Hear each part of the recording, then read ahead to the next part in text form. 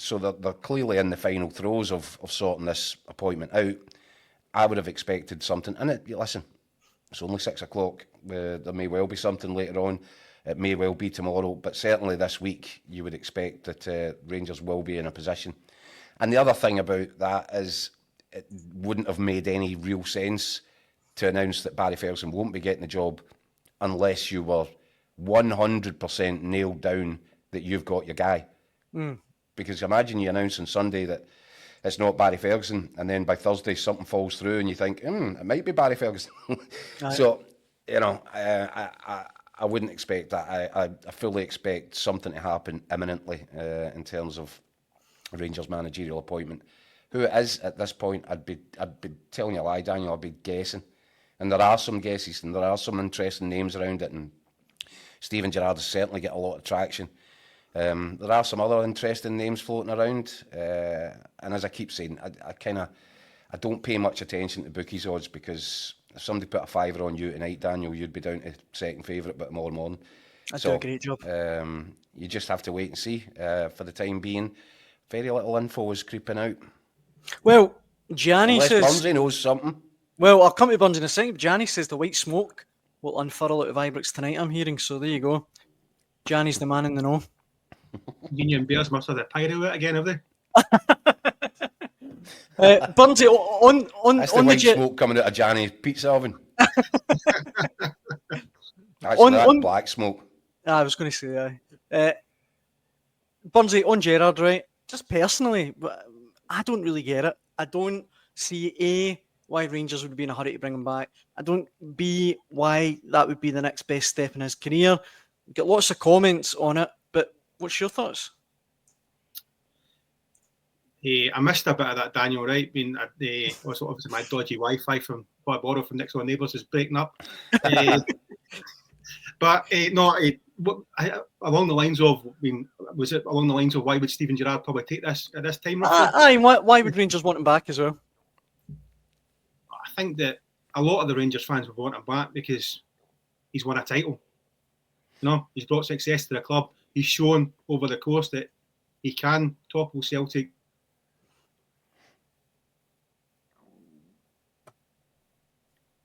He's done a day's road, Sean, isn't he? And done it. You there? Yes. Sorry, still here, Bunty. You just dropped out a little bit there. I know. He's proven that he's done it. My information, this is going back on Friday, is that Steven Gerrard would be interested in the job, but everything would have to be right, and the quote was, there could be a challenge around his coaching staff. That's what it was put to me on Friday with regard to Steven Gerrard, and obviously his coaching staff. Michael Beale was back there last time. Could he come back in as our first team coach, having been manager? I'm just asking the question. I'm not saying no, but that's what I was told. It was basically would be a challenge with regards to his backroom team. That's what I was told. It's a perfectly reasonable question. I'm sure he'd be welcome back, Keith. Open arms. I'm not so sure about that, Daniel. Sorry, I was being sarcastic. Just before I think that could cause some considerable consternation. I think the Rangers fans were very upset at new backroom team. The big Beale rebuild, which turned into a sort of unmitigated disaster. But also I think there was a lot of Rangers fans towards the end that were getting more and more annoyed by the fact that Michael Beale had perched himself on Giovanni Van Bronckhorst's shoulder when Van Bronckhorst was on the way out and Beale turns up at Ibrox. And there's just a lot of stuff around Michael Beale that I think would be a really hard sell to the Rangers supporters. And I can imagine that could cause an issue if Steven Gerrard wants his team, he wants to get the band back together. Then it's not a great look for the board to be saying to him, "Well, yeah, you can come, but we'll be selecting and vetting your backroom team." So yeah, I could understand that could be an issue. Totally. I'm not sure that Steven Gerrard would he want to die on that hill. For Michael Beale, if he wants the Rangers job, you would think he'd take it. He didn't take Michael Beale with him to Saudi originally, no. And he worked without him at Aston Villa.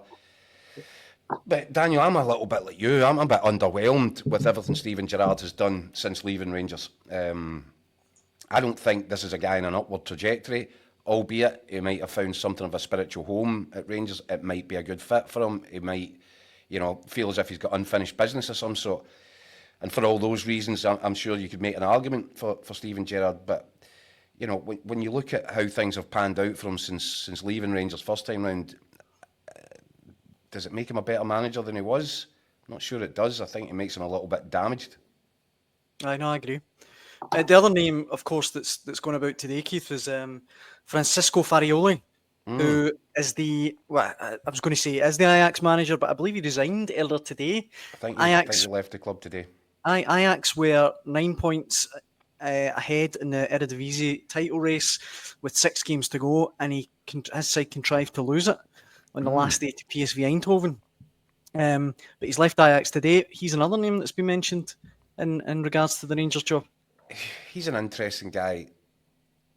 If by interesting you mean one of the kind of big coaching classroom clones that are making their way in the game these days. I don't think any sort of playing background. I think originally a sports scientist. But he did, I think his career trajectory, I think he went to the Aspire Academy in the Middle East. And I think it was when he was working there that he struck up a friendship with Roberto De Zerbi. And I think the pair of them then worked together. I think he'd graduated from sports science to goalie coaching by that point. He was a goalie, we should say. Aye. Right. And recently, I think he went to Turkey to become an assistant manager, then branched out to go alone. And, Ajax will do their research. They must have appointed him for a reason. That's a sort of damaging end. It's a damaging way to leave that job, isn't it? You think you're a shoe-in for a title and you chuck it away. And I wonder if you would look at that and say, well, I wonder if that's down to a complete and utter lack of experience. And you would think that would be a big credential, but there's another one that fits into this profile.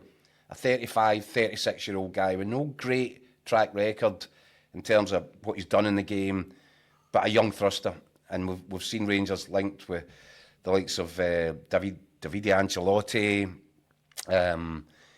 the boy at Roll at Sheffield Wednesday, all similar ages, 35, 36. Making their way in the game, young, dynamic. That's great. I think Rangers are crying out for a little bit of experience in terms of, it's going to be really difficult for a younger guy who has no kind of depth of knowledge of the environment, as we keep saying in Glasgow.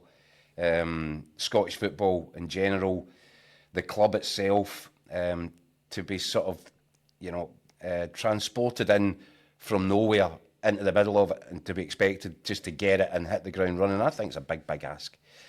So I would have thought that one of the key components to any managerial CV that Rangers will be looking for is experience. Yeah, you'd have thought so, wouldn't you, Bunty? And they probably felt that Barry Ferguson lacked a bit of experience.